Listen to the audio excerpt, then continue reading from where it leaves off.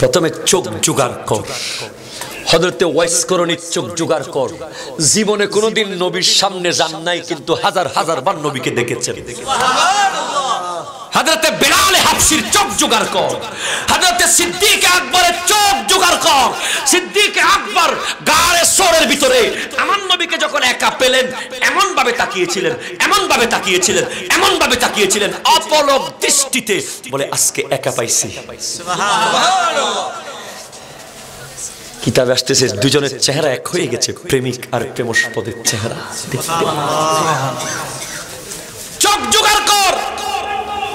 আমার নবীর যেভাবে আমার আল্লাহকে দেখেছেন। হযরতে মুসা আলাইহিস সালাম বলছেন, হ্যাঁ আসমানে বলে আটটু জান, আটটু জান, আটটু জান। বলে কেন কেন কেন? 5 ওয়াক্ত কমান, 5 ওয়াক্ত কমান। বলে তুমি একসাথে 45 ওয়াক্ত বলতা, 9 বার কেন ফাটাইলা? বলেন ইয়া রাসূলুল্লাহ, আমাকে তো আল্লাহ বলেছিল তুর পে কাহা রব নে লন্তরানি मूसा, तूर पे कहा रब ने लंतरानी मूसा, तूर पे कहा रब ने लंतरानी मूसा, लेकिन मेरे आका को रब ने अर्श पर बुलाया है। বলে তুর পাহাড়ে আমি অনেক চেষ্টা করেছি আল্লাহকে দেখার জন্য, কিন্তু আমি আল্লাহর নূরের 70,000 পর্দা থেকে একটা পর্দা তুলেছে মাত্র। আমি মুসা যে পাহাড়ে ছিলাম, তুর পাহাড় জ্বলে পুড়ে ছাই হয়ে গেছে। কিন্তু নবীরে, আজকে যখন আপনি বারবার যাচ্ছেন, আপনার চেহারার মধ্যে আল্লাহর নূরের তাজাল্লি দেখতে পাচ্ছি। বাবারা আমার, সব কিছুর মূল কথাটা এই, নবীর প্রেমের ক্ষেত্রে কোনো সাথ দেওয়া যাবে দেওয়া যাবে না, কোনো ছাড় দেওয়া যাবে নো কম্প্রোমাইজ।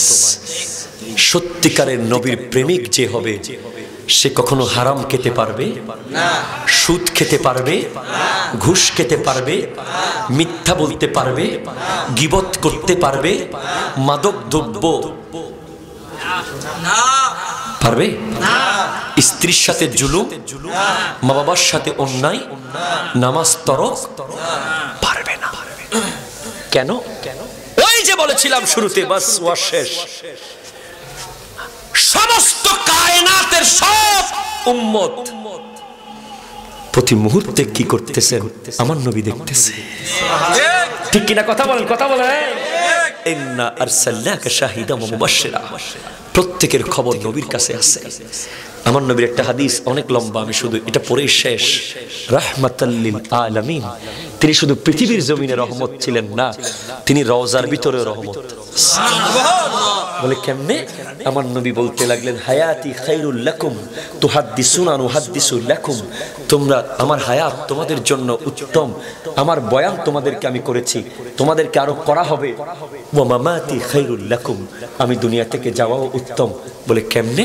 বলে আমি যখন রওজার ভিতরে চলে যাব, আমার কাছে প্রত্যেক দিন আমার প্রেমিকদের আমলগুলো আনা হবে।